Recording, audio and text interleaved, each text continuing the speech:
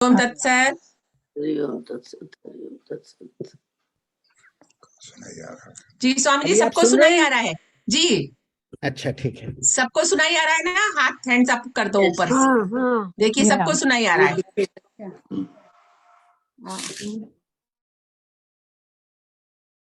तो चलिए, सबको जय श्री कृष्ण,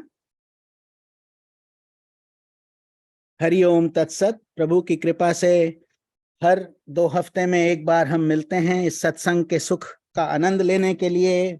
भगवान की कृपा आप सब भक्तों पर बनी रहे, ऐसे ही सत्संग का क्रम चलता रहे और आपका उद्धार होता रहे। तो चलिए, हाथ जोड़कर 3 ओम के साथ आज का सत्संग शुरू करें। ओम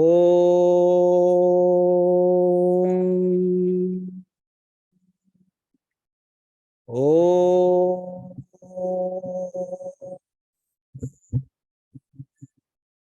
ओम ओम श्री गणेशाय नमः। ओम ऐं सरस्वत्यै नमः। ओम श्री गुरुवे नमः। ओम भूर्भुवस्वः तत्सवितुर्वरेण्यं भर्गो देवस्य धीमहि धियो यो नः प्रचोदयात्। ओम कृष्णाय वासुदेवाय हरे परमात्मने प्रणतक्लेशनाशाय गोविन्दाय नमो नमः। ओम त्र्यंबकं यजामहे सुगंधिं पुष्टिवर्धनम् उर्वारुकमिव बन्धनान् मृत्योर्मोक्षीयमामृतात्। ओम शांति शांति शांति। हमारा दंडवत प्रणाम है उस ब्रह्मांडीय ईश्वरीय शक्ति को, हमारे परम पूज्य गुरुदेव स्वामी ज्योतिर्मयानंद जी महाराज को, सब साधु संतों को, ऋषियों मुनियों को, सब पवित्र तीर्थ स्थानों को और आप सब में विद्यमान परमेश्वर को।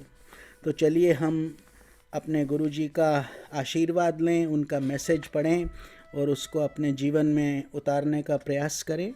स्वामी ji says, blessed self adorations even in adverse conditions of life, do not allow your mind to entertain thoughts of despair.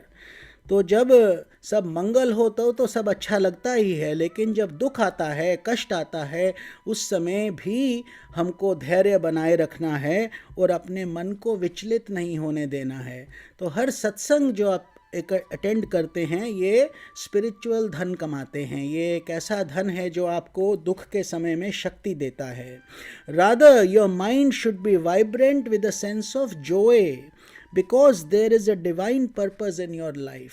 जब ईश्वर आप में बहुत पर्सनल इंटरेस्ट लेने लग जाते हैं, तब आपको परीक्षा का अवसर आता है। जैसे एक विद्यार्थी जब तैयार होता है तो परीक्षा देकर उत्तीर्ण होकर अगली कक्षा में चला जाता है, ऐसे ही भगवान हमारा भी परीक्षा लेते हैं। Your ego is not aware of it, किंतु हमारा अहंकार उस बात को जानता ही नहीं और हम फिर परेशान होते हैं या विचलित हो जाते हैं। In all conditions repeat the divine name mentally and centre your thought on God.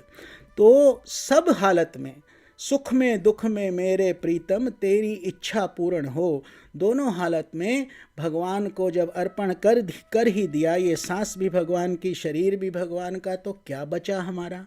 तो इसमें हम जब भगवान को तन मन धन से अर्पित हो जाते हैं तो हमारा ध्यान केवल उस प्रभु में ही रहता है। तो ये याद करना है, हम भूल जाते हैं माया के चक्र में, ये भूल जाते हैं। An indescribable peace will unfold within your heart. यदि हम ये छोटा सा मिस्ट्री सीख लेंगे, ये छोटा सा टोटका जिसको बोला जाता है, बहुत आसान है, और जब आनंद आने लग जाता है तब तो और भी अच्छा, जितना हमें रस मिले उतना ही आनंद है। तो एक शांति आपके अंदर विद्यमान हो जाती है। ये शांति आप धन से नहीं खरीद सकते, आर्थिक धन से नहीं खरीद सकते। स्पिरिचुअल धन तो आपको शांति देता ही है, जिसको हम बोलते हैं आध्यात्मिक धन, जो सत्संग से हम जोड़ते हैं। लेकिन ये कमाया जाता है। जैसे अपनी भक्ति से, श्रद्धा से, भगवान के चरणों में अपने आप को शरणागत करने से, तो उसके माध्यम से जो शांति आपको प्राप्त होगी, तो बाहर कितना ही दुख क्यों ना हो, कितना ही कष्ट क्यों ना हो, आपके अंदर एक आराम से, एक अंदर जैसे शांत धारा बहती है, ऐसे ही आपको प्रतीत होगा। Perform your duties well with the attitude I am an instrument in the divine hands. तो हम जो भी कार्य करें केवल यही सोच कर करें, निमित्त मात्र बनकर, जैसे अर्जुन को बोले थे भगवान कृष्ण, निमित्त बन जाओ, केवल अपना कार्य करो, युद्ध करो, ये नहीं सोचो कि जीतेंगे या हारेंगे या उसका क्या होगा, मेरा क्या होगा, वो तुम्हारा काम नहीं है, भगवान बोलते हैं, वो प्रभु का कार्य है। तो ऐसे ही जब हम भगवान के कार्य में निमित्त बनते हैं तो फिर बहुत कल्याण हो जाता है।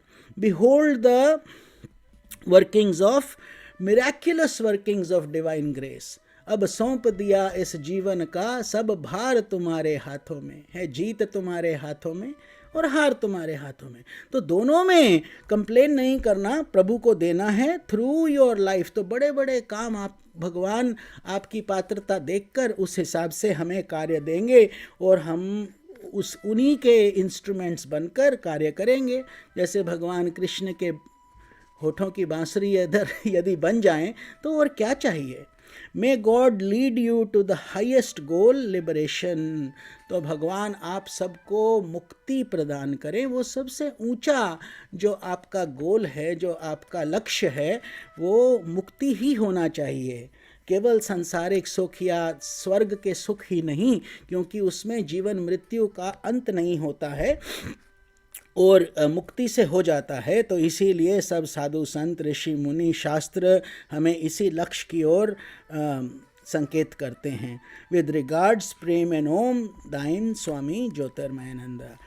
तो ये छोटे से संदेश में गागर में सागर रहता है। एक ही चीज़ को भी हम पकड़ लें तो बहुत कल्याण के लिए उत्तम है। तो चलिए, ये जो हमारी श्रृंखला चल रही है भज गोविंदम की, इसी को हम आगे बढ़ाते हैं।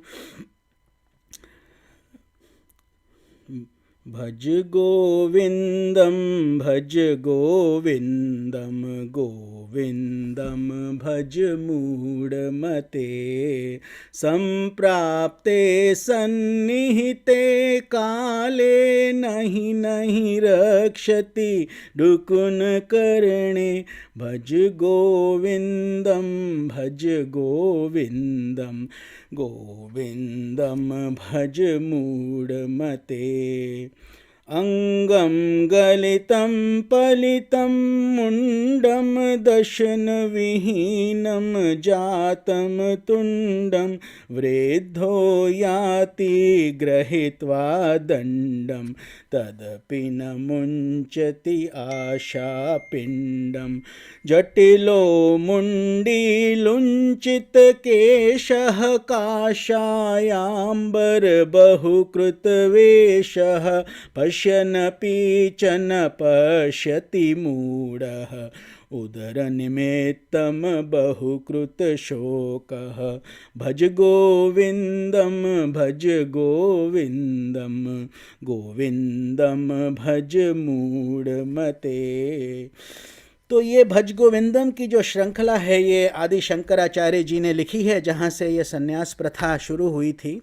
तो इस श्लोक में इन्होंने जो भी अपने आप को स्पिरिचुअल, जो स्पिरिचुअलिटी को दे दिए हैं साधु संत और इस तरीके के लोग, तो इसमें भगवान शंकराचार्य ने उन लोगों को भी सचेत किया है, जगाया है और बोलते हैं कि देखो, जटिलो मुंडी लुंचित केशा, कि केवल सिर के बाल ख़त्म कर देने से जैसे हमारे दिखते हैं आपको, या फिर बहुत लंबे लंबे बाल रखने से जैसे कई साधु संत ऋषि मुनि रखते हैं, और अलग अलग तरीके के, कोई तिलक लगाते हैं, कोई बड़े बड़े वस्त्र पहनते हैं, कोई बिल्कुल कम पहनते हैं, तो इसके बाद वो ऐसे बोलते हैं कि पश्यन पीचन पश्यति मूढ़ो, देखकर भी ये लोग देखते नहीं हैं कि उदर निमित्तम बहुकृत वेशः, मतलब he has given a warning to all the people जो भी इस फील्ड में घुस जाते हैं। बाहर से क्या पता लगता है, सभी अच्छे दिखते हैं, सभी सुंदर सुंदर कपड़े पहने हुए हैं, तिलक लगे हुए हैं, ऐसे वस्त्र पहन रखे हैं, तो हम श्रद्धा भी लोगों की उमड़ती है। तो कहते हैं लेकिन वास्तव में तुम्हें अपने आप को टटोलना है कि तुम खुद क्या हो, तुम्हारी स्थिति क्या है, कि क्या तुम वास्तव में भगवान की प्राप्ति में लगे हो या पेट पाल रहे हो कि इस यजमान ने इतना दक्षिणा दिया, उसने नहीं बुलाया, इसने ऐसे किया वैसे किया, ये हुआ। या यदि वही क्रोध लोभ मोह मद अहंकार है आश्रम में भी रहता है, ये नहीं सोचो कि केवल गृहस्थ लोग ही परेशान हैं। आश्रम में बड़े बड़े सन्यास लेके घर छोड़ दिया, सब कुछ छोड़ दिया, वहाँ जाकर फंस जाते हैं कि उस साधक ने ऐसे किया, गुरुजी उसको ज़्यादा ध्यान देते हैं, मुझे कम ध्यान देते हैं, ऐसे उसमें ही फंस जाते हैं। तो इस तरीके से ये शंकराचार्य जी यही बता रहे हैं कि देखो ये इसको तुम इतना ईजी नहीं समझो कि जैसे ईजिली हो जाता है। मतलब कि तुम्हें आत्मनिरीक्षण करना होगा, अपने अंदर जाकर अपनी आत्मा को टटोलना होगा। ये सब चीज़ें तो केवल इसलिए हैं कि आपका जीवन सरल हो जाए, मतलब संसार आपको थोड़ा पीछे हटा दे कि ये इनको पार्टी में क्या बुलाना, ये तो स्वामी जी हैं, केवल भगवान का ही बात करेंगे, इधर उधर का ही बात करेंगे, तो मज़े अभी करो। तो वो फिर बोलते हैं हमारा समय भी हो गया, तो इसलिए ये वस्त्र वगैरह, इसलिए नहीं कि हम धन बटोरे हैं इधर उधर इसको ले लेके इसका एडवर्टाइजमेंट करें, इसलिए नहीं रहता है ये। तो ये शंकराचार्य जी उन लोगों को याद करा रहे हैं जो आजकल बड़े बड़े मठ खोल के बैठे हुए हैं, केवल धन में उनकी रुचि रहती है और शिष्य बनाने में रुचि रहती है कि मैंने इतने करे, मेरे इतना है, मेरा इतना है, इतना नाम है, और या फिर नेम एंड फेम में फंस जाते हैं। ये भी एक बहुत बड़ा समस्या है इस फील्ड में कि अगर तुम अध्यात्म में उतर गए और तुम बोलते अरे उसका इतना नाम है, मेरा नाम नहीं, उसको ज़्यादा पूछते, तो तुम गलत जगह पे हो। इससे तो अच्छा तुम धन कमा लो, उसी में फंसे रहो, क्योंकि मुक्ति नहीं मिलेगा। यहाँ पर भगवान इस एंगल से ये समझा रहे हैं और सन्यासियों को बता रहे हैं जो भी इस मार्ग पर उतरे हैं। तो बहुत गूढ़ श्लोक है, समझने वाला, और गृहस्थ के लिए भी कई गृहस्थ सन्यासी से ऊंचे हैं, राजा जनक की भांति। मतलब कि तुम घर में रहकर भी सब शुद्ध काम कर सकते हो और घर से बाहर आकर भी परेशान हो सकते हो, दोनों पॉसिबिलिटीज़ हैं। तो इसीलिए other side of the grass looks greener, जब आप वहाँ चले जाते हो तो बोलते हो अरे वहीं सुखी थे, वहीं अच्छा था। तो ये समझना होगा कि ये मार्ग सबके लिए है भी नहीं।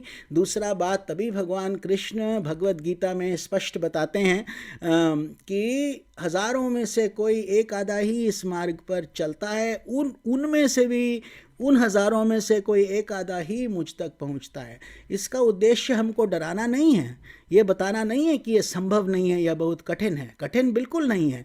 लेकिन ये जो माया का चक्र है, जो माया का जाल है, और ये हमारे अपने बनाए हुए बंधन हैं, यही हमको रोकते हैं। वरना तो सब संभव है, तभी हो पाता है। फिर बताते हैं अंगम गलितम पलितम मुंडम, कहते हैं देखो अपनी ओर देखो, तुम्हारी सब चीज़ें धीरे धीरे धीरे धीरे वृद्धावस्था की ओर जा रही हैं। शरीर है अब धीरे धीरे जो है झुर्रियाँ पड़नी शुरू होंगी, उसके बाद दांत धीरे धीरे निकलने शुरू होंगे, उसके बाद धीरे धीरे हमारे हाथ में डंडी आ जाएगी। कब तक हम अकेले चलेंगे, ऐसे करके चलेंगे, शरीर सपोर्ट नहीं करता तो फिर डंडा भी आ जाता है। कहते तदपि न मुंचति आशा पिंडम, फिर भी कई लोग जाग नहीं पाते हैं, क्योंकि ये ब्रह्म ज्ञान किसी किसी को ही मिलता है। तभी ये जो अध्यात्म का मार्ग है, जब कोई गुरु आकर समझाता है और आपको भी रुचि होती है, तो समझो कई जन्मों के पुण्य जागृत हुए हैं, मैनी लाइफ टाइम्स। ये इतना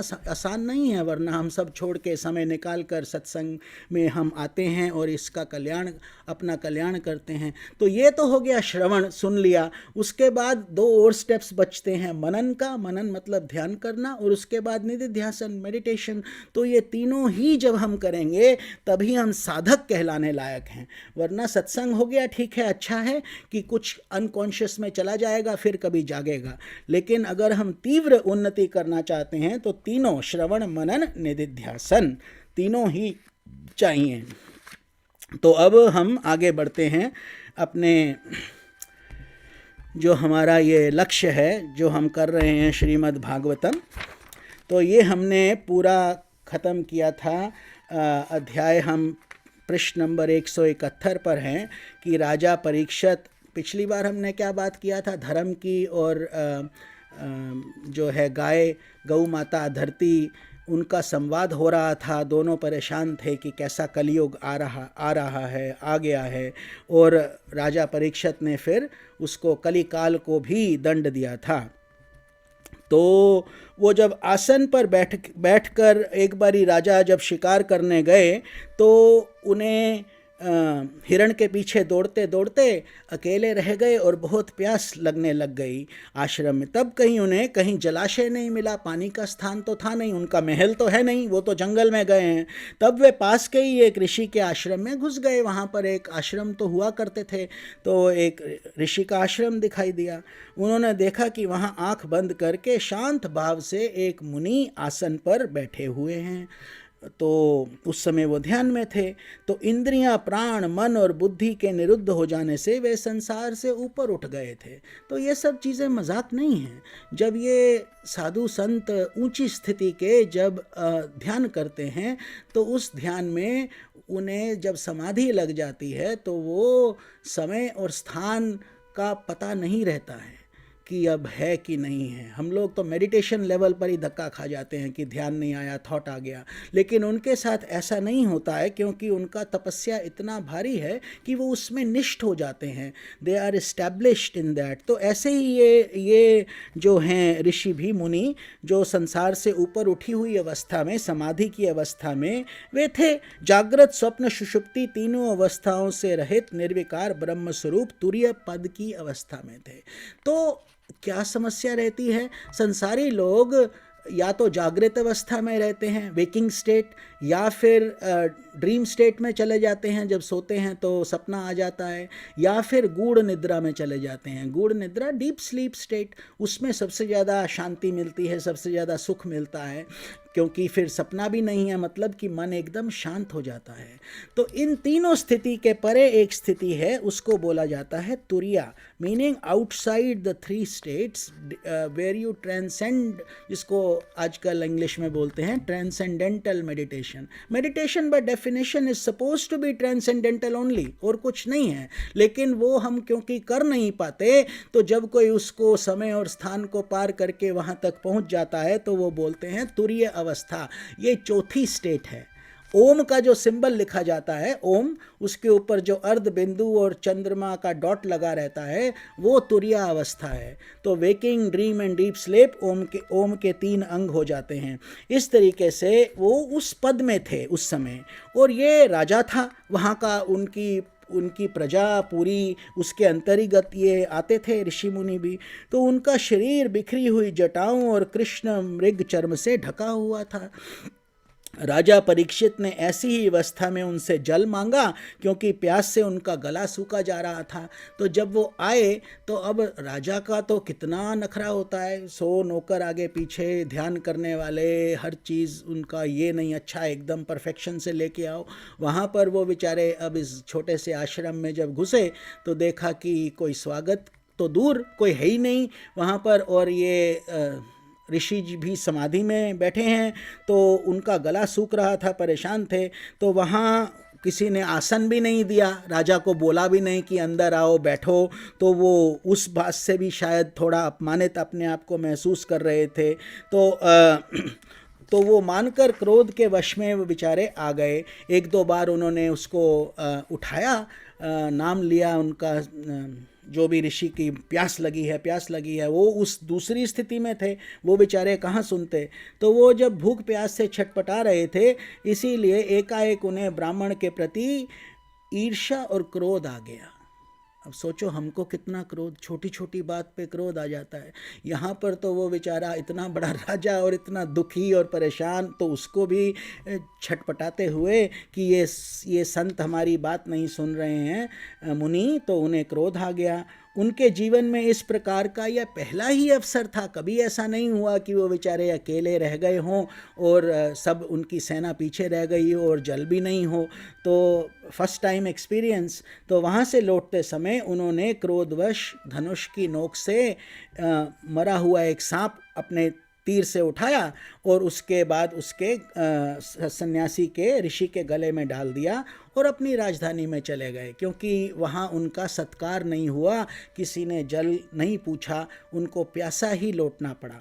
समझ गए? तो उनके मन में ये बात आ गई कि इन्होंने जो अपने नेत्र बंद कर रखे हैं, सो क्या वास्तव में इन्होंने अपनी सारी वृत्तियों का निरोध किया है, अथवा इन राजाओं से हमारा क्या प्रयोजन है, ये सोचकर झूठ मूठ समाधि का ढोंग रच रखा है। तो राजा के मन में आया, क्योंकि उसको उसका लक्ष्य पूरा नहीं हुआ, उसने सोचा कि शायद जानबूझ के मेरा ध्यान नहीं किया, या ऐसे विनाश काले विपरीत बुद्धि। जब हमारा काल अच्छा नहीं रहता उस समय हम कुछ ना कुछ गलत ही निर्णय ले लेते हैं। तो उन शमीक मुनि का एक पुत्र बड़ा तेजस्वी था, उनका नाम श्रृंगी था, श्रृंगी ऋषि। तो वे दूसरे ऋषियों कुमारों के साथ पास में ही खेल रहे थे। छोटे ही आयु थी उनकी, 10-12 वर्ष की आयु थी। तो जब उस बालक ने सुना कि राजा ने मेरे पिता के साथ दुर्व्यवहार किया है, क्योंकि कुछ बच्चों ने फिर देखा कि वो समाधि में हैं और उनके गले में सांप लटका है, तो उन्होंने सोचा कि शायद सांप इनको डस गया है, और ऐसे राजा ने जो किया है, उन्होंने किसी ने देख लिया था बाहर से, आश्रम से, छोटे बच्चे ने। तो जाके उन्होंने श्रृंगी ऋषि को, उन राजा की संतान को बता दिया कि ऐसे तुम्हारे पिता के साथ उस राजा ने किया है। तो वो श्रृंगी ऋषि बहुत क्रोधित हो गए। उस समय इनके पास ये वाक शक्ति की सिद्धि होती थी। सिद्धि मीन्स जो बोल दिया तो बोल दिया, जो श्राप दे दिया तो अब वो पूर्ण होगा, अब उसको कुछ भी कोई भी नहीं मिटा सकता। ऐसी सिद्धि, प्योरिटी थी उस समय के लोगों में कि जो भी बोल देते थे, क्योंकि वो कमाई से किया था। उनके ऋषि की संतान, ऊपर से इतना डिसिप्लिन, सब तरीके से, इस तरीके से उन्होंने भी इस तरीके से बोलने लगे कि ये नरपति कहलाने वाले लोग, अर्थात राजा, उच्छिष्ट भोजन के कौओं के समान अन्याय करने लग गए हैं। तो उन्होंने, ये ब्राह्मण जो हैं उस समय राजा इत्यादि से बड़े हुआ करते थे, वो इन राजा वगैरह को कुछ समझते नहीं थे, क्योंकि वास्तव में, और ये सत्य भी है कि संसार की धन दौलत, बड़ी बड़ी प्रतिष्ठा, इसको लेकर क्या करोगे, क्योंकि इस जन्म में तो ख़त्म ही हो जाएगा, एक सुई का तिनका भी साथ नहीं जाने वाला है। तो ये जो ब्राह्मण ऋषि हैं, मुनि हैं, इनके ये बहुत अपने आप को बहुत धनवान समझते थे, चाहे कितने भी गरीब हों, क्योंकि इनके पास मुक्ति का जो प्रयोजन रहता था और शुद्धिकरण का, डिसिप्लिन का, वो उस समय ये राजा लोग भी आकर दंडवत करके उन्हीं से ही ज्ञान लिया करते थे। तो इस हिसाब से वो ब्राह्मण ये सोचने लगे, श्रृंगी ऋषि, कि ब्राह्मणों का दास होकर भी ये दरवाजे पर पहरे देने वाले कुत्ते के समान अपने स्वामी का ही तिरस्कार करते हैं। उसको इतना क्रोध आ गया कि जैसे अपना कुत्ता ही या अपने मालिक को काट ले, उनको ऐसी उन्होंने उसके साथ कंपैरिजन किया कि ये राजा ने इतने बड़े ऋषि को ऐसे बोल दिया। तो ब्राह्मणों ने क्षत्रियों को अपना द्वारपाल बनाया है, मतलब कि बड़े बड़े राजाओं को ये अपना द्वारपाल ही समझते थे, बड़े बड़े ऊंचे जय विजय और भगवान विष्णु के पार्षद, इनकी जो कथाएं आप सुनते हैं, दूसरा, या बड़े बड़े ऋषि मुनि, तो वो ये सोचते थे कि ये ब्राह्मण, क्षत्रिय, वैश्य, शूद्र, ये जो 4 कास्ट सिस्टम्स हैं, इसको बहुत ही गलत तरीके से भारत में और कई जगह पे लिया जाता है। लोग जनरली बोलते हैं ये गलत है, ये ठीक नहीं है। वो एक दृष्टि उनकी उस में पूर्ण नहीं रहती, पूरा ध्यान से नहीं समझते। वास्तव में क्या है कि हमारा सिर ब्राह्मण है, हाथ क्षत्रिय हैं, पेट वैश्य है, पांव शूद्र हैं। तो हर किसी में ये सब गुण हैं, 4 गुण हैं। फिर भी अब आप एक छोटा सा कुत्ता खरीदते हो तो कितना पूछते हो ये कौन सी ब्रीड है, ये क्या है, फिर बोलते हो ये प्योर ब्रीड का है, हमने इसके लिए $5000 खर्चे हैं, प्योर ब्रीड है, इसमें कुछ गड़बड़ नहीं हुआ है। तो इसीलिए इसका मतलब यही है कि वो जो आपने हाउंड खरीदा या ग्रेट डेन खरीद लिया है, वो किसी और निचली जाति से नहीं मिला है, वो शुद्ध है, ऐसे ही तभी उसको प्योर हम बोल देते हैं। इस तरीके से ही जो आर्मी वाले लोग हैं, ये क्षत्रिय हैं आजकल के युग में, जो बड़े बड़े स्पिरिचुअल ज्ञान बांटते हैं, साधु संत हैं, ये ब्राह्मण हैं, और ज्ञान बांटने का काम, स्पिरिचुअलिटी का काम। और जब जो कमाने वाले हैं, बिजनेस पीपल, ये सब वैश्य हैं, बिकॉज वहाँ से धन आता है। और जो भी क्लरिकल स्टाफ है, वर्कर्स हैं, छोटे मोटे काम करते हैं, सपोर्ट सिस्टम हैं, ये सब शूद्र हैं। तो वी आर, इसमें ये कहना नहीं होता कि पाँव निम्न है और सिर बड़ा है, ऐसा नहीं है। अगर पाँव कट जाएगा तो सिर भी नहीं रहेगा। तो इस तरीके से हमें ये समझना है। लेकिन उन्होंने ऐसे बताया, ये हमने सोचा, क्योंकि ये इसको बहुत गलत ढंग से समझा जाता है, कास्ट सिस्टम को लोग बहुत अच्छी तरह नहीं जानते हैं। तो मेरा तपोबल देखो, वो बोले राजा के जो ये श्रृंगी ऋषि जो थे, अपने शमीक ऋषि के पुत्र, उन्होंने कहा अपने 7 बालकों से इस प्रकार क्रोध से लाल लाल आँखों से उस ऋषि कुमार ने कौशिकी नदी से जल का आचमन करके अपने वाणी रूप वज्र का प्रयोग किया। तो जल ले लिया जाता था, तो मतलब कि अब मैं संकल्प करने लगा हूँ, है ना, संकल्प, मैं संकल्प लेता हूँ कि अब मैं ये करेंगे। तो उसने कहा कि कुलांगर परीक्षित ने मेरे पिता का अपमान करके मर्यादा का उल्लंघन किया है, इसलिए मेरी प्रेरणा से आज के 7वें दिन उस तक्षक सर्प उसे डस लेगा। तो इतना भारी श्राप उन्होंने दे दिया क्रोधवश। देखा तो था नहीं, गए तो थे नहीं, उससे सुना कि तुम्हारे पिता के साथ ऐसे हुआ है, तो उसी बात को वो भावावेश में आके श्रृंगी ऋषि ने ऐसा श्राप दे दिया। और रोते हुए अपने पिता के आश्रम में आया, और वहाँ पर पिता के गले में सांप देखकर उसे बड़ा दुख हुआ और बड़ी दहाड़ मार मार कर रोने लगा। छोटा बच्चा ही तो है, साधु का बेटा है, फिर भी पिता तो पिता ही है। विप्रवर शौनक जी, शमीक मुनि को अपना पुत्र का रोना चिल्लाना सुनकर धीरे धीरे अपनी आंखें खोली उन्होंने, शौनक ऋषि ने, और देखा कि उनके गले में एक सांप पड़ा हुआ है।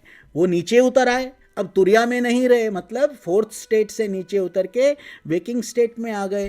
तो उसे फेंक कर उन्होंने अपने पुत्र से पूछा, बेटा तुम क्यों रो रहे हो, किसने तुम्हारा ऐसे तुम्हें दुख दिया है, अपकार किया है। उसके यूं पूछने पर बालक ने सारा बात सुना दिया कि पिताजी ऐसे ऐसे हुआ था। तो ब्रह्म ऋषि शमीक ने राजा के शाप की बात सुनकर अपने पुत्र का अभिनंदन नहीं किया। वो बहुत दुखी हुए ऋषि कि तुमने ये क्या कर दिया। उनकी दृष्टि में परीक्षित शाप के योग्य नहीं थे कि अरे तुमने श्राप दे दिया। और श्र आप मतलब होता है, आप का मतलब पानी है ना, आप को जल बोलते हैं, तो आप, और श्र का मतलब शुभ। नॉर्मली श्राप को हम लोग बहुत गलत समझते हैं, अरे कहीं श्राप नहीं दे दे, श्राप नहीं दे दे। कभी श्राप मिल जाए, वो भी किसी संत का, तो अपने आप को धन्य मान लो कि तुम्हारा कल्याण शुरू हो गया, उस दिन से तुम्हारा मंगल शुरू हो गया। तुम जिस, वास्तव में हम श्रापित ही हैं। अगर हमें संसार अच्छा लग रहा है, ये सब चीज़ें अच्छी लग रही हैं, तो वास्तव में वो साधु संत हमें कभी डांट के, कभी प्यार से, कभी समझाकर, कभी प्यार से हमें इस रास्ते पे लेते हैं, तो वो शुभ आप बन जाता है। गुड फॉर आर ऑस्पिशियसनेस, मतलब साधु संत शरीर को नहीं देखा करते हैं, ये शरीर का क्या कीमत है, आज है कल नहीं रहेगा। हमारे पूर्वज चले जाते हैं, उनके पूर्वज चले जाते हैं, हम भी चले जाएंगे, बहती गंगा है। तो इसीलिए वो शरीर से मोहित नहीं होते हैं। तो किस बात से मोहित होते हैं कि आत्मा का कल्याण कैसे हो। तो आत्मा के कल्याण से ही वो दिया करते हैं। जो श्राप भी है उनका, वो भी वरदान ही बन जाता है लोगों के लिए।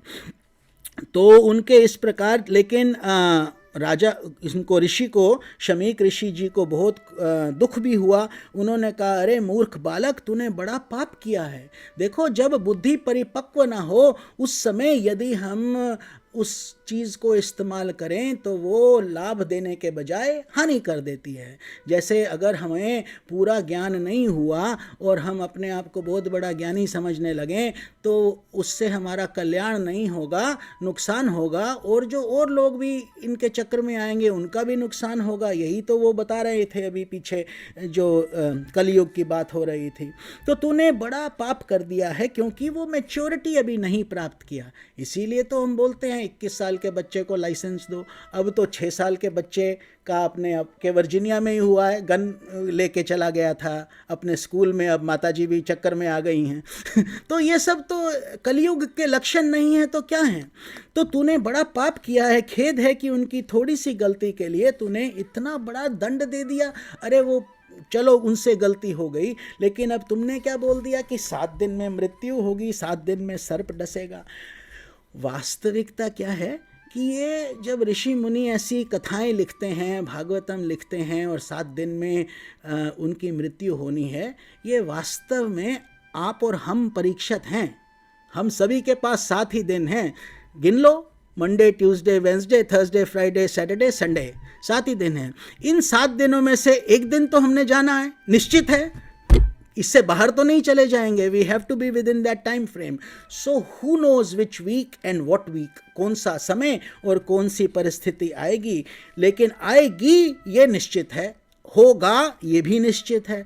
तो इसीलिए बताते हैं कि राजा ने उधर राजा भी परेशान, क्योंकि उनको लग रहा था कि हमसे बहुत बड़ी गलती हो गई है, ये क्या हमने इसके थोड़े से जल के चक्कर में इतना भारी अनर्थ कर डाला, एक ऋषि के गले में सांप दे डाला। और इधर वो ऋषि जो हैं बच्चे को डांट रहे हैं कि तेरी बुद्धि अभी कच्ची है, तूने भगवान स्वरूप राजा का साधारण मनुष्यों के समान इनको नहीं समझना चाहिए, क्योंकि ये राजा हैं, अर्थात पूरी प्रजा का पालन पोषण करने वाले यही हैं। और यदि राजा ही नहीं रहेगा तो क्या होगा? राजा के नष्ट हो जाने पर चोर आ जाएंगे, धन चोरी करेंगे और हमारी सिक्योरिटी भी नहीं रहेगी, और हम पर फिर नियम भी कैसे लागू होंगे, क्योंकि फिर लुटेरे बढ़ जाएंगे, गाली गलौज हो जाएगा और पशु, स्त्री, धन संपत्ति भी लुट जाएंगे। तो ऐसा वो ऋषि समझते थे, बहुत समझदार थे।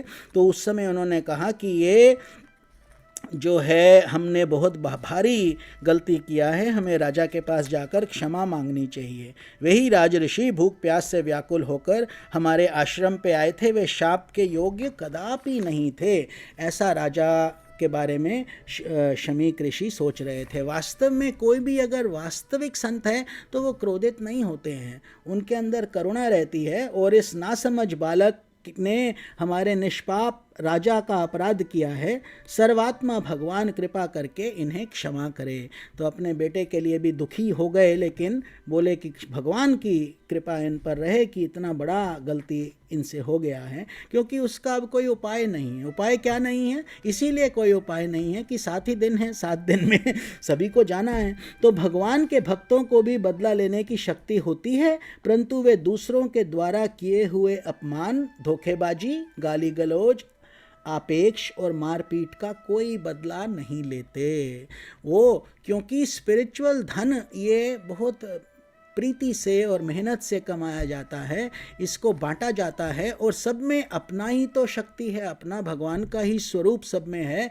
चाहे वो कोई बुरा इंसान हो, चाहे कोई अच्छा इंसान हो, सभी में वो उसी परमात्मा का वास भी रहता है। तो कभी, और जो भी हम सुख या दुख भोगते हैं अपने ही कर्मों का किया हुआ तो भोगते हैं, और क्या है, हमारा ही किया हुआ सामने आता है, पिछले जन्म में किया या कई जन्मों पहले किया।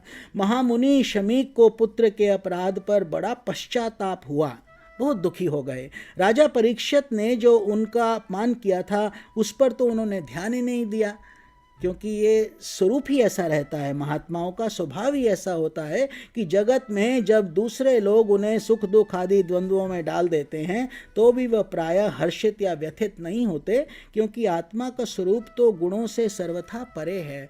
तो वो कैसे हो जाते हैं? चंदन के वृक्ष की भांति बन जाते हैं साधु संत। तो जब उनको कोई कुल्हाड़ी भी मारता है तो अपनी सुगंधी उस कुल्हाड़ी पर भी छिड़क देते हैं कि तुमने काटा, कोई बात नहीं। अभी ईस्टर बीता है तो जीसस क्राइस्ट क्या बोलते थे जब उनको कीलों से ठोका जा रहा था, एक एक कील ठोकते थे, वो बोलते थे God forgive them for they do not know what they do, भगवान इनको क्षमा करो, ये नहीं जानते कि ये क्या कर रहे हैं। तो ऐसे ही हम सब भी हैं, हमको भी ये क्षमाशील होना चाहिए, ऐसे ऐसे गुण अपने अंदर विकसित करने होंगे यदि हम वास्तविक रूप में धर्म का अनुसरण कर करना चाहते हैं। तो इति श्रीमद् भागवते महापुराणे परमहंसायां संहितायां प्रथम स्कंदे विप्रशापोलभनम नाम अष्टोध्यायः संपूर्णम। बोलिए श्री भागवत महारानी की जय। तो अगला हम अध्याय शुरू करते हैं, क्योंकि अभी तो समय हमारे पास है ही। परीक्षित का अनशरण व्रत और शुकदेव जी का आगमन। तो इस कथा को आगे बढ़ाते हुए राजधानी में पहुंचने पर राजा परीक्षित को अपने उस निंदनीय कर्म के लिए बड़ा पश्चाताप हुआ। अच्छा, वो निंदनीय कर्म क्यों किया था? क्योंकि काल जिसने सोना मांग लिया था राजा के मुकुट पे बैठा हुआ था। विनाश काले विपरीत बुद्धि।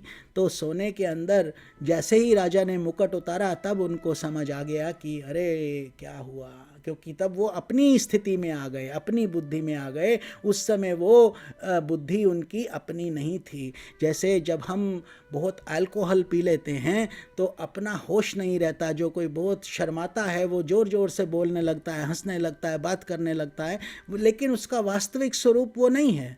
वो जब वो वापस अपने उसमें आएगा तो वो देख के हैरान होगा कि ऐसे हुआ, कैसे हुआ।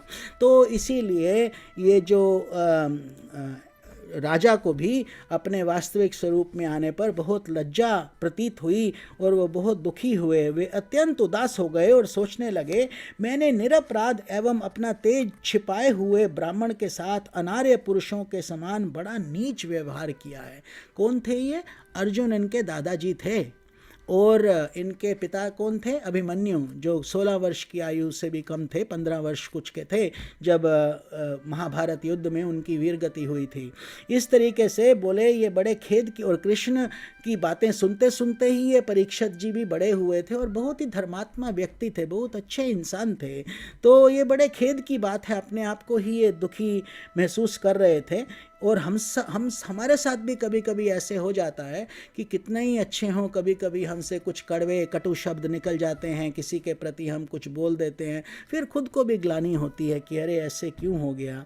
तो अवश्य ही उन महात्मा के अपमान के फलस्वरूप शीघ्र से शीघ्र मुझ पर कोई घोर विपत्ति आवेगी। अब वो समझ गए कि मुझ पर अब कुछ ना कुछ कहर टूटेगा।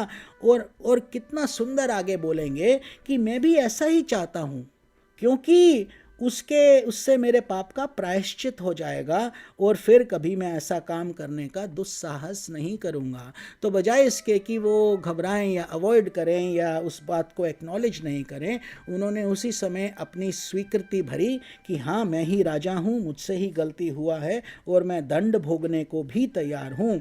ब्राह्मणों की क्रोधाग्नि आज ही मेरे राज्य, सेना और भरे पूरे खजाने को जलाकर खाक कर दे, जिससे फिर कभी मुझ दुष्ट की ब्राह्मण देवता और गौों के प्रति ऐसी पाप बुद्धि ना हो।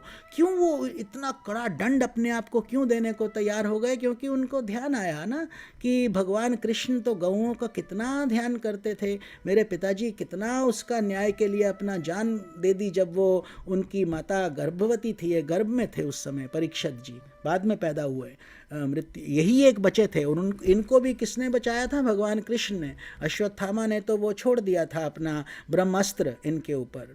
तो इस प्रकार चिंता कर ही रहे थे कि उन्हें मालूम हुआ ऋषि कुमार के शाप से तक्षक मुझे डसेगा। वो जो ऋषि थे इतने करुणामय थे कि उसी समय वो चल पड़े थे अपने आश्रम से। बोले अरे राजा तो दूर है, तो वो बोले कोई बात नहीं, अभी एक एक समय का, एक एक मिनट का कीमत है, हमें अभी जाना होगा। तो वो चल के राजा के दरबार में रात को पहुँचे, पता नहीं रात का 2 या 3 बजता होगा। तो उन्होंने वहाँ दरबार को जाके बताया कि अत्यंत आवश्यक सूचना है, राजा को बताई जाए। तो उन्होंने फिर राजा को ये सब खुद ही बताया अपना कि मैं पिता हूँ, तुमने मेरे साथ ऐसे किया, कोई बात नहीं, लेकिन अब तुम्हारा कल्याण कैसे हो ये मैं सोचता हूँ। सोचिए कितना करुणा होता है साधु संतों के अंदर। अपने जिन्होंने उनका अपमान किया उन्हीं का ही कल्याण करने के लिए अपने आप को कष्ट देकर भी वहाँ पर पहुँचे। तो अब राजा ने सोचा कि बहुत दिनों से मैं संसार में आसक्त हो रहा था, अब मुझे शीघ्र वैराग्य होने का कारण प्राप्त हो गया। अब राजा भी, क्योंकि ये योद्धा थे और अर्जुन के पौत्र थे और अभिमन्यु के पुत्र थे और कृष्ण भगवान इन्हीं के परिवार यादवों का बहुत इनके ऊपर प्यार रहता था, तो इस कारण इनमें वो भय नहीं आया कि 7 दिन में मेरा मृत्यु हो जाएगा, ये होगा। इन्होंने सोचा कि अब मुझे शीघ्र वैराग्य होने का कारण प्राप्त हो गया। मतलब कितना सुंदर बात है। जैसे ही अगर हमें कोई बोले, वास्तव में अभी तो हम थ्योरेटिकली बोल रहे हैं ना, Sunday to Monday and all that, but we are all thinking in our mind, अरे नहीं नहीं नहीं नहीं, आई विल कंटिन्यू, अभी मुझे क्या हुआ, मैं तो इतना स्वस्थ हूँ, सब कुछ अच्छा है, क्या दिक्कत है, बहुत बढ़िया बढ़िया घर हैं, गाड़ियाँ हैं, हम यहाँ घूम रहे हैं, वहाँ घूम रहे हैं, क्या दिक्कत है। लेकिन कभी भी किसी भी समय कुछ भी हो सकता है, और इसमें बहुत शोक करने की बात भी नहीं। क्यों? क्योंकि ऐसे कई शरीर आकर चले गए। तो इस तरीके से वैराग्य, हमने पिछले भी बारी हर बारी हम वैराग्य प्रकरण पर ही जोर देते हैं। वैराग्य मतलब संसार से डिटैचमेंट। इसका ये मतलब नहीं कि अपना बोरिया बिस्तरा उठाएं, केवल एक लंगोटी और एक धोती ले लें और एक लोटा ले लें और चले जाएं, ये मतलब नहीं है। लेकिन ये मतलब ज़रूर है कि तुम राजा जनक की तरह रहो, सब सुविधा है, लेकिन अंदर से आप विरक्त हो जाओ, विरक्त हो जाओ। क्योंकि आखिर सोने के लिए कितने बेडरूम्स चाहिए? एक ही तो चाहिए, एक ही जगह तो सोओगे, छोटा सा बेड ही तो चाहिए, उसमें भी आनंद है। तो अगर और आनंद नहीं है तो बड़े बड़े महल भी बेकार हैं, वहाँ पर भी नींद नहीं आ रही है। समझ गए ना? तो ये बात हमको समझनी है कि वैराग्य जब आता है वो भगवान की कृपा से आता है। अब कोई तुम्हें बोल दे कि तुम्हारे पास केवल 7 ही दिन हैं, तो और वास्तव में जैसे इनको परीक्षित के साथ हुआ, तो क्या आपको संसार अच्छा लगेगा? क्या आपको भोजन अच्छा लगेगा? क्या अच्छा लगेगा? क्या करना चाहोगे? 7 ही दिन है, तो फिर हम फटाफट हमारी पूरा पहले तो संसार घूमेगा हमारे आसपास कि क्या हमारी ज़िंदगी में क्या हुआ, क्या करना चाहते हैं, हमारी लेगेसी क्या होगी, क्या करेंगे। बहुत जल्दी आप संसार को बिल्कुल भूल जाएंगे। कोई जो पिक्चरें आपको अच्छी लगती थी देखने का दिल भी नहीं करेगा, कुछ भी नहीं करेगा, बिकॉज अब आपकी प्रायोरिटीज़ काफ़ी शिफ्ट हो चुकी हैं। ऐसे ही इनके साथ भी हुआ। अब ये वैराग्य इनको आ गया। वे लोक और परलोक के भोगों को तो पहले से ही तुच्छ और त्याज ही समझते थे, ये क्योंकि ऑलरेडी इनमें वो वृत्ति थी। अब अर्जुन वगैरह सोचो, इतने बड़े उनके पास महल थे और 12 वर्ष उनको भी जंगलों में, वनों में घूमना पड़ा, उनके चाल के कारण जो द्यूत में वो हार गए थे कौरव से, और 1 साल अज्ञातवास में भी रहना पड़ा, 13। ऐसे ही भगवान राम को 14 वर्ष वन में रहना पड़ा, कहाँ तो राजा बनना था। तो इस तरीके से हमें छोटा सा भी कष्ट आए तो उसको बड़ा नहीं करें, या बड़ा भी हो तो उसको छोटा कर दें, ये सोच के कि जब भगवान आते हैं धरती पर तो कितना कष्ट झेलते हैं हम सबसे, कितना ज़्यादा। और तब हमको वो शांति और शक्ति प्राप्त होती है कि हमारे पास तो सब सामर्थ्य है, फिर भी हम क्यों कंप्लेन कर रहे हैं। तो अब उनका स्वरूपतः त्याग करके, भोगों का त्याग करके, वे श्री कृष्ण के चरण कमलों की सेवा पर सर्वोपरि मानकर आमरण अनशन का व्रत लेकर वे गंगा तट पर बैठ गए। अब सोचो कितना ऊंचा उनकी तपस्वी। अब वो राजा कहाँ रहे? राजा तो खत्म हो गए। अब वो कौन बन गए? राज ऋषि बन गए। क्योंकि जैसे ही उनको ये आभास भी हुआ कि मुझसे ये ऐसा निंदनीय कार्य हुआ है, तो वो अपने आप को अब ऐसी स्थिति में ले आए कि उन्होंने खुद को दंड दिया कि मेरे पास अब 7 ही दिन हैं, what is the best use of my time for these 7 days, what I should do. So he said, no more of this luxury। राजा थे, इतना बड़ा पूरा उस समय इनके पास वो पूरा ये जो है हस्तिनापुर का पूरा राज्य इनके साथ, यही इन्हीं के पास ही था। तो सब त्याग कर इन्होंने व्रत क्या ले लिया? अनशन का व्रत। मतलब कि ना तो मैं कुछ अन्न खाऊंगा, ना मैं जल ही पीऊंगा जब तक मेरे प्राण नहीं निकलेंगे। क्यों? क्योंकि अब मैं और गंगा के तट पर, क्योंकि गंगा माँ की तो वो शुद्धता होती ही है, विशेषता भी है कि अब मैं साधु संतों के चरणों में बैठकर अपनी आत्मा का कल्याण करने का ये मौका मुझे मिला है। एक एक समय, एक एक सेकंड की कीमत है, तो अब मैं उसी को उठाऊंगा। तो गंगा जी का जल भगवान श्री कृष्ण के चरण कमलों का ये पराग लेकर प्रवाहित होता है, जो श्रीमती तुलसी की गंध से मिश्रित है। इसीलिए गंगा मैया, मरते समय भी हम जल में वो गीता रखते हैं पास में और थोड़ा सा गंगा जल डालते हैं मुख में, ताकि हमारा कल्याण हो। इसीलिए क्योंकि जब वो आपको पता ही है, जब भगवान ने विराट रूप धारण किया था, बाली के ऊपर तीसरा पांव रखा था, तो इतना बड़ा उनका आकार हो गया था कि उनका नख जो है वो उसको भूर्भुवः स्वः, तो स्वलोक को काटकर उसमें से छिद्र हो गया। तो ब्रह्मा जी बहुत उससे उन्होंने उनका झट से प्रक्षाला जल से उनका पाँव धो दिया, जैसे हम साधु संतों के पाँव धोते हैं और उनका पाद पूजा करते हैं, फूल चढ़ाते हैं उनके चरणों पर। तो ऐसे ही ब्रह्मा जी ने उनके चरणों को धो के वहाँ से उनके नख से जो उद्गम स्थान था वो कमंडलू में आ गया ब्रह्मा जी की। तो वहाँ से उस कमंडलू से वही जल भगवान शिव के जटाओं में गया और वहाँ से उसका वेग कम होने के बाद वो धरती पर आया। एक उसकी अलग पूरी कथा है कि गंगा का अवतरण कैसे हुआ, वो हम भागवतम में ही है, फिर कभी उसका हम चर्चा करेंगे। लेकिन यहाँ पर क्या है कि वही गंगा का जल हम सब लाभान्वित होते हैं, स्पेशली जो भारत में हैं, और उत्तर काशी वगैरह में तो भगीरथी बोला जाता है। गंगा तो वो नीचे उतर के बनती हैं, जब अलकनंदा और भगीरथी का मिश्रण होता है वहाँ से वह गंगा कहलाती हैं। ऊपर से तो वो हिमालय की गोद से जब आती हैं भगवान की जटाओं से, तो बहुत अद्भुत वो दृश्य रहता है। तो वे कारण है कि वे लोकपालों के सहित ऊपर नीचे के समस्त लोगों को पवित्र करती हैं। तो वो पवित्र कर देती हैं गंगा मैया क्योंकि उसके अंदर कई पापी भी स्नान करते हैं, बुरे लोग भी, ठगू भी, जो लोगों को दुख देते हैं, वो लोग भी गंगा में स्नान करते हैं। लेकिन संत भी आते हैं, तो संतों के आने से गंगा माँ फिर से न्यूट्रलाइज हो जाती है बुरे आदमियों के आने से उसके अंदर वो मैल वगैरह चला जाता है। लेकिन संतों ऋषियों के आश्रमों के, इसीलिए आपने देखा होगा कि हिमालय में सब शुद्धता अधिक है, वहाँ की वायु जल अति लुभान्वित रहता है। और दिल्ली वगैरह सिटीज़ में, बॉम्बे में आपको स्ट्रेसफुल वाइब्रेशंस मिलेगा, या अमेरिका में भी अगर यहाँ रहो, आप न्यूयॉर्क चले जाओ या बड़ी बड़ी भारी भारी जगहों पे जाओ जहाँ पर सब जगह लॉ फर्म्स हैं, सिर्फ अटर्नी के ऑफिसेज हैं और बड़ा बड़ा पैसा बनाने का लिए अड्डे बने हुए हैं, तो वहाँ पर शांति का अनुभूति नहीं हो पाती है, बिकॉज एवरीथिंग इज स्ट्रेस्ड। वहाँ पर सब लोग भाग रहे हैं, और कहाँ भाग रहे हैं इसका ज्ञान नहीं रहता। लेकिन जब आप हिमालय में जाते हैं और कंदराओं में देखते हैं ऋषि मुनि संत बैठे हैं, तपस्या कर रहे हैं आनंद से, और वहाँ की जल वायु और गंगा की कलकल की आवाज़ आती है, तो लगता है ये क्या चीज़ है। सब कुछ तो स्वर्ग से भी बड़ी सुंदर दृश्य और आत्मा को प्रसन्न, मन को प्रसन्न चित्त करने वाला वातावरण है।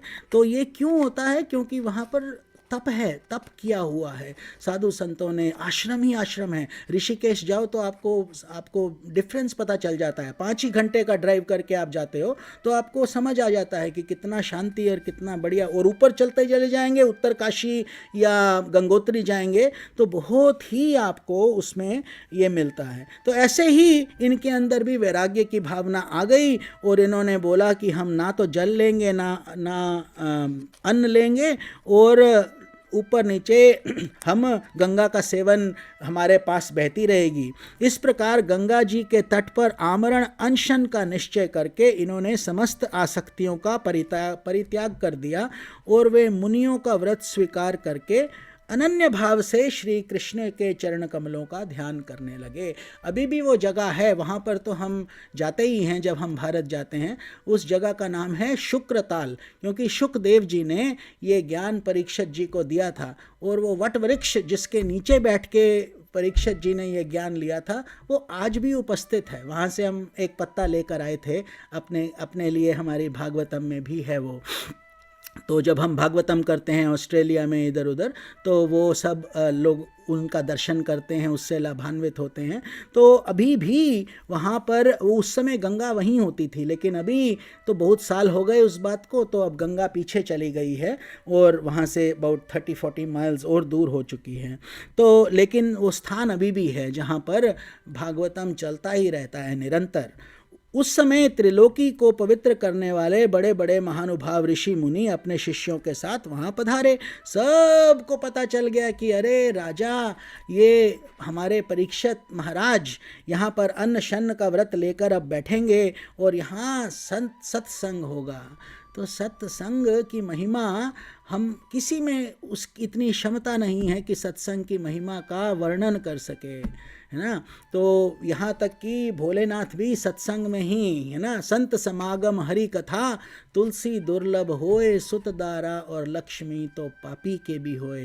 तो बच्चे पैदा करना, धन पैदा करना, घरों में रहना, ये सब तो पापी लोग भी कर लेते हैं, उसमें कौन सा बड़ा बात है। लेकिन संतों का समागम, संतों की गोष्ठी में बैठकर, उनके चरणों में बैठकर ज्ञान लेना और हरि की कथा का गुणगान करना, ये दुर्लभ है।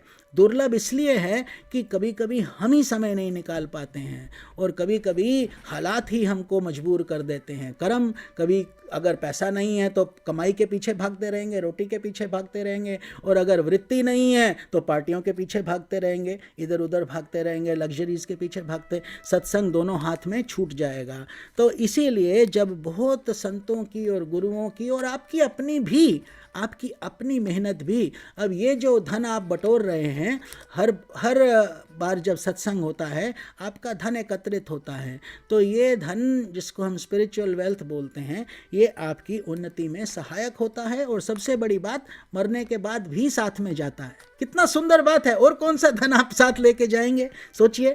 तो उस समय वहाँ पर कौन कौन से ऋषि मुनि आ गए? अत्रि जी, वशिष्ठ जी, च्यवन जी, शरद्वान जी, अरिष्टनेमी, भृगु, अंगिरा, पराशर, विश्वामित्र, परशुराम, उत्तथ, इंद्रप्रमद, इद्मवा, मेधादिथि, देवल, अरिष्टमेषण, भारद्वाज ऋषि, गौतम ऋषि, पिप्पलाद, मैत्रेय, और्व, कवश, अगस्त्य, भगवान व्यास, नारद और इनके अतिरिक्त और भी कई श्रेष्ठ देव ऋषि, ब्रह्म ऋषि तथा अरुणादि राज ऋषियों का शुभ आगमन हुआ। तो कई सोचिए, और ये इन्हें थोड़े से ऋषियों का जिन्होंने हमने नाम लिया है, इनमें से बहुत बड़े बड़े ये सब ऋषि थे। वशिष्ठ मुनि, दूसरे, इन सब ने उपनिषद लिखे हैं, ब्रह्मसूत्र व्यास जी ने लिखे हैं, शुकदेव जी जो ज्ञान देंगे वो खुद व्यास जी के ही पुत्र हैं। तो इस तरीके से वहाँ पर ऐसा सत्संग हुआ कि पूरे ब्रह्मांड के जो भी ऊंची गोष्ठियाँ थी धर्म की, वह सब के सब वहाँ पर गंगा के तट पर आकर विराजमान हो गए। इस प्रकार विभिन्न गोत्रों के मुख्य ऋषियों को एकत्र देखकर राजा ने सबको यथा योग्य सत्कार किया और उनके चरणों पर सिर रखकर वंदना की। मतलब बहुत आदर के साथ, बिना किसी दुख के साथ सबको आमंत्रित भी किया। वे सब लोग आराम से अपने अपने आसनों पर बैठ गए। तब महाराज परीक्षित ने उन्हें फिर से प्रणाम किया और उनके सामने खड़े होकर शुद्ध हृदय से अंजलि बांधकर वे जो कुछ करना चाहते थे उसे और कहना चाहते थे वे सुनाने लगे कि मेरा प्रयोजन क्या है। अब जब हम यजमान बन जाते हैं, इसमें यजमान कौन हो गए? यजमान परीक्षित जी हो गए, बिकॉज इनकी वजह से ये सब सत्संग होगा, भागवतम होगी, और इतना बड़ा कल्याण हुआ कि वो ऐसा ग्रंथ छोड़ के गए जिसको भगवान कृष्ण बोलते हैं कि मेरा आत्मा का वास इसमें रहेगा और तुम इसको हमेशा जो भी इसका ध्यान करेगा उसके अंदर भक्ति रस बढ़ेगा ही बढ़ेगा। तो राजा परीक्षित ने कहा कि अहो, समस्त राजाओं में हम धन्य हैं, धन्यतम हैं, क्योंकि अपने शील स्वभाव के कारण हम आप महापुरुषों के कृपा पात्र बन गए हैं, आपकी कृपा हो गई है। सोचो कितनी बड़ी विपत्ति उन पे है कि 7 दिन के बाद मृत्यु होने वाला है। क्लॉक इज टिकिंग ऑलरेडी, है ना, it has started ticking. Each day it will be one less day towards his final journey. But वो उस बारे में नहीं सोच रहे हैं, क्योंकि जब सत्संग में आप विरक्त हो जाते हैं, जब आप इसमें लग जाते हैं, समय कैसे बीत जाता है पता ही नहीं चलता। जैसे अभी समय बीत रहा है, केवल 4 और मिनट में ये खत्म हो जाएगा है कि नहीं। तो राजवंश लोग प्रायः निंदित कर्म करने के कारण ब्राह्मणों के चरण धोवन से दूर पड़ जाते हैं, क्योंकि वो गलत भोगों में फंस जाते हैं। इसीलिए वो अपना कल्याण करने के बजाय अपना अकल्याण कर लेते हैं। ये कितने खेद की बात है। ये बोल रहे हैं परीक्षित जी। मैं भी राजा ही हूँ, निरंतर देह गे में असक्त रहने के कारण मैं भी पाप रूप ही हो गया हूँ। इसी से स्वयं भगवान ही ब्राह्मण के शाप के रूप में मुझ पर कृपा करने के लिए पधारे हैं। तो इतना उनमें पेशेंस और इतनी एक्सेप्टेंस था कि बोले कि ये भी भगवान की ही इच्छा से हुआ है। तो ये शाप वैराग्य उत्पन्न करने वाला है। वाकई वैराग्य क्यों उत्पन्न हो जाता है? जब हमें संसार छोड़ दे या हम संसार को छोड़ दें, और हम तो संसार को आसानी से छोड़ते नहीं हैं, छूटा जाता है तब भी नहीं छूटता। तो ये भगवान की इनके ऊपर बहुत कृपा हुई कि वैराग्य इनको आ गया, क्योंकि उसी से ही फिर आगे तीव्र कल्याण होता है। क्योंकि इस प्रकार के शाप से संसार आसक्त पुरुष भयभीत होकर विरक्त हो जाया करते हैं। तो विरक्त हो गया ये जो इनका अनुभव है उस हिसाब से। तो ब्राह्मणों बोल रहे हैं, कौन? हमारे परीक्षित महाराज, अब मैंने अपने चित्त को भगवान के चरणों में समर्पित कर दिया है। मतलब will he think of anything else, any worldly thing, any money, any clothes, any this, none of it will matter, because he is now getting ready for his final journey. आप लोग और माँ गंगा जी की शरणागत जाकर मुझ पर अनुग्रह करें। इन्होंने सब उन ऋषियों को बोला कि आप अब मेरे ऊपर कृपा करें। ब्राह्मण कुमार के शाप से प्रेरित कोई दूसरा कपट से तक्षक का रूप धरकर मुझे डस ले अथवा स्वयं तक्षक आकर डस ले, इसकी मुझे तनिक भी परवाह नहीं है। तो ये राजा होने के बाद भी उन्होंने ये नहीं कहा कि अरे कैसे होगा, उसको रोको या कोई प्रयोजन निकालो, कोई दवाई निकालो, ऐसा कुछ नहीं इन्होंने सोचा। जो भगवान की इच्छा से होगा, नियति को कोई टाल भी नहीं सकता है, नियति तो हर एक के साथ होती ही है। आप लोग कृपा करके भगवान की रसमयी लीलाओं का गायन करें। तो वो सत्संग के रसिक थे, उनको सत्संग और भजन कीर्तन बहुत अच्छा उनका उसमें रमना चाहते थे। इन 7 दिनों में मैं अपने ब्राह्मणों के चरणों में प्रणाम करके पुनः यही प्रार्थना करता हूँ कि मुझे कर्मवश चाहे जिस भी योनि में जन्म लेना पड़े, भगवान श्री कृष्ण के चरणों में मेरा अनुराग हो। कितना सुंदर प्रार्थना कर रहे हैं इन सब शुद्ध साधु संतों के सामने कि मुक्ति तो पता नहीं मिलेगी कि नहीं मिलेगी, लेकिन अगर जन्म हो तो ये नहीं छीनना, हमसे भक्ति नहीं छीनना।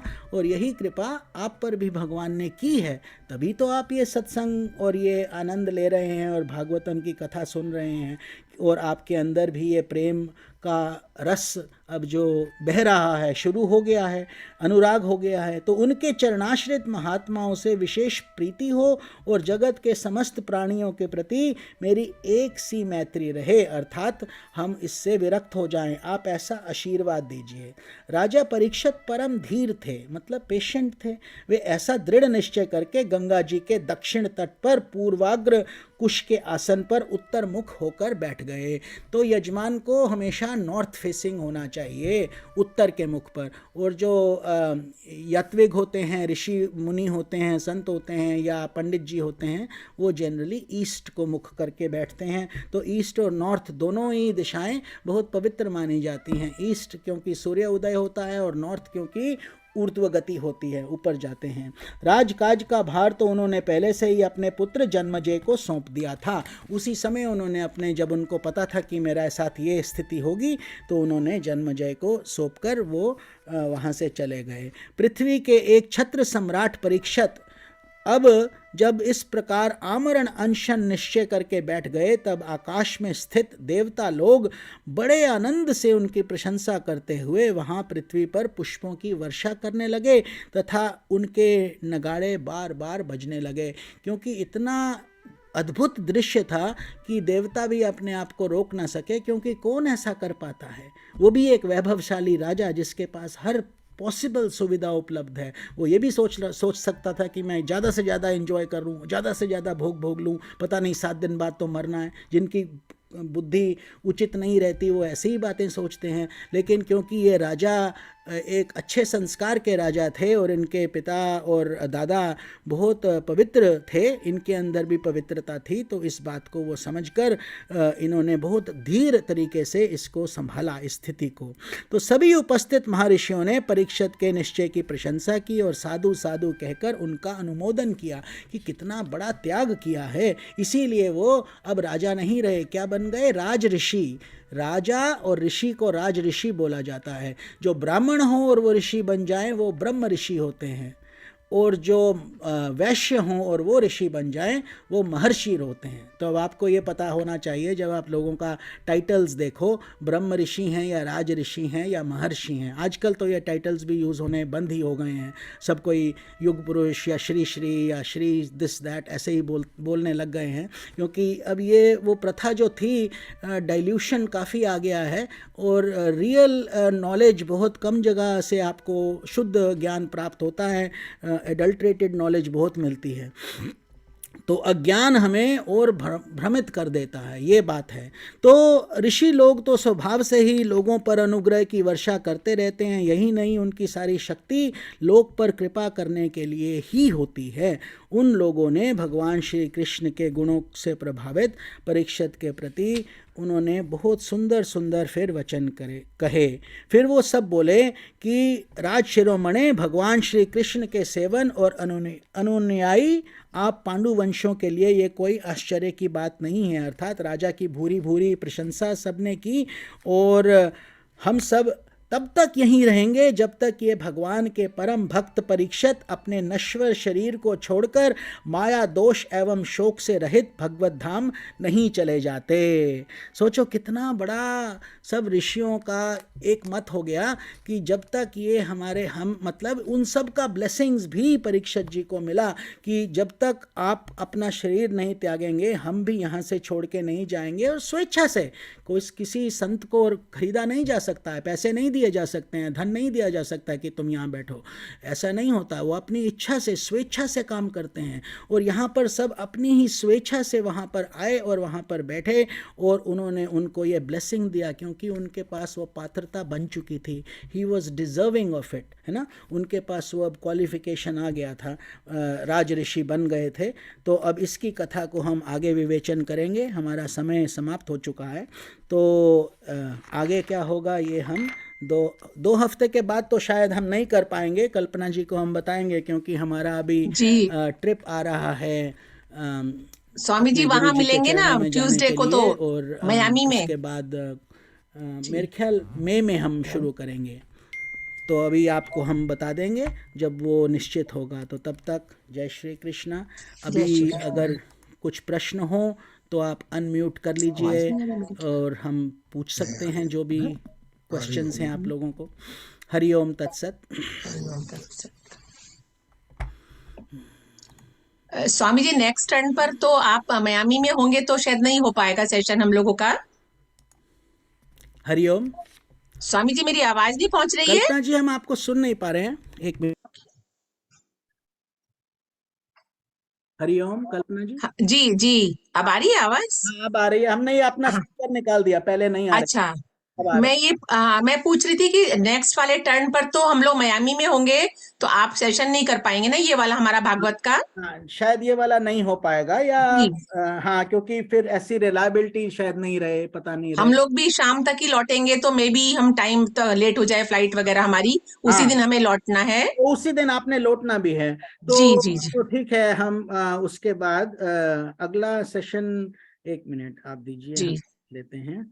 जी अप्रैल नॉर्मली 25 को रहता ना, जी जी।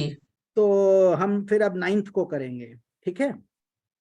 9th 9 ऑफ मई, क्योंकि हम 19 से जाएंगे और हम 3 तारीख को वापस आएंगे। ठीक है। तो नेक्स्ट सेशन 9th मई को होगा, फिर उसका भी हम लोगों का सब लोग नोट कर ले। जी 9 मतलब एक ही बीच में स्किप होगा ना, दिस 25 वाला। जी, उसके नेक्स्ट वाले में हो जाएगा ना? ठीक है। उसके नेक्स्ट वाले में होना चाहिए, हम कर जी जी आई जी। थिंक सो, ठीक रहेगा। देखो, अप्रैल 25 के बाद नहीं, उसके बाद तो 2 तारीख को पड़ेगा स्वामी जी। मतलब ये 15 दिन के बाद बाई वीकली ही पड़ेगा 9th को, मतलब। हाँ, वही तो हम बता रहे हैं कि एक जी बाई जी जी वीकली मिस करेंगे, दूसरे बाई वीकली पकड़ जी लेंगे। जी जी जी जी जी। तो आप स्वामी जी कहाँ जा रहे हैं? हम जा रहे हैं वर्जीनिया, यहाँ पे मायामी, और थोड़ी देर के लिए वर्जीनिया, फिर वापस आएंगे। अच्छा, हाँ, ठीक ठीक है। मैंने कहा शायद इंडिया जा रहे हैं आप ना, तो मैंने इसलिए पूछा आपसे। नहीं नहीं, वहां पे मायामी अच्छा, में तो जाते हैं, मायामी जी में। जी। हरिओम। ठीक है, और कोई किसी को कोई प्रश्न हो, कोई एनीबडी, एनी क्वेश्चंस? डॉक्टर साहब कैसे सुस्त बैठे हैं, कुछ क्यों नहीं पूछ रहे हैं? नहीं, आज उनको कोई प्रश्न नहीं है, वो प्रसन्न है। ठीक है, अब लेकिन अच्छा लग रहा है रेखा जी को, पापा जी को, सबको आशीर्वाद, आपको भी, सबको, जो लोग जुड़े हैं, आप सबका कल्याण हो, मंगल हो, ऐसे जी ही स्वामी जी, जी आनंद स्वामी जी। रहिए। हाँ, बस हमारे कुछ लोग बीमार हैं, बस उनके लिए जरूर प्रार्थना कर दीजिए। हमारे जो एक राजेंद्र जी हैं, उनकी वाइफ बहुत बीमार हैं, वो गिर गई थी एक्सीलेटर से हे इंडिया से भगवान। आते समय। हाँ, अभी मंजू बहन भी ठीक नहीं है, तो बस उन वही सब। है, सबके लिए प्रार्थना, 3 त्र्यंबकम मंत्र हम करते हैं, जी जी सबका कल्याण हो, मंगल हो, जी जी सबका स्वास्थ्य अच्छा रहे, अच्छा बना रहे, जो यात्रा कर रहे हैं उनकी यात्रा मंगलमय रहे, और सब लोग भगवान से जुड़े रहें। जी ओम त्र्यंबकम यजामहे सुगंधिम पुष्टिवर्धनम उर्वारुकमिव बंधनान् मृत्योर्मुक्षीयमामृतात्। ओम त्र्यंबकम यजामहे सुगंधिम पुष्टिवर्धनम उर्वारुकमिव बंधनान् मृत्योर्मुक्षीयमामृतात्। ओम त्र्यंबकम यजामहे सुगंधिम पुष्टिवर्धनम उर्वारुकमिव बंधनान् मृत्योर्मुक्षीयमामृतात्। ओम शांति शांति शांति। हरिओम तत्सत। आप सबका मंगल हो, कल्याण हो, स्वस्थ रहिए, खुश रहिए। फिर आप सबको हम मई 9 को अगली बार मिलेंगे। जी। सब लोग अनम्यूट कर लें, स्वामी जी से प्रणाम कर लें, सब लोग हाँ अनम्यूट हाँ करके। हाँ, बिल्कुल। जी प्रणाम स्वामी जी। प्रणाम स्वामी जी। प्रणाम स्वामी जी। प्रणाम आप सबको, बहुत बहुत प्रणाम, बहुत आशीर्वाद, खुश रहिए, भगवान की कृपा आप सब। प्रणाम स्वामी जी। प्रणाम प्रणाम प्रणाम आप सबको। इंडिया के भी स्वामी जी हर कोने से आपके दर्शन किए जाते हैं। अरे आपके यूपी, गुजरात, महाराष्ट्र, सब जगह से जो है ना आपके दर्शनों के सब। ये सब आप लोगों की अपनी भक्ति है और भगवान की दी हुई ये कृपा है आप सब सब पे ऊपर, जो आप जी सबको इतना आनंद आता है, और हमको भी बहुत अच्छा लगता है आप सबके साथ। जी। और भगवान। देखिए सुबह 6 बजे उठ के इंडिया वाले बैठते हैं, तो कितने जल्दी उठते होंगे वो लोग, हाँ, कितना ये बड़ा तो उनका सेक्रीफाइस है। बिल्कुल बिल्कुल तपस्या है, और उसका जी उसका फल भी उन्हें प्राप्त होता ही होगा, तभी उनके अंदर से ये आत्मा की आवाज आती है, जी और मेहनत करके सब लोग करते हैं। बहुत सुंदर बात है, भगवान आप जी सबको ऐसे ही शक्ति दें, और आप जी करते स्वामी जी। रहें, और खुश रहिए, मंगल रहिए, भगवान की कृपा आप सब पर बनी रहे, और सदैव सुखी रहिए। जी स्वामी जी। हरि ओम तत्सत स्वामी जी। हरि ओम तत्सत। हरिओम हरिओम तत्सत। हरिओम हरिओम तत्सत। हरिओम तत्सत। हरिओम।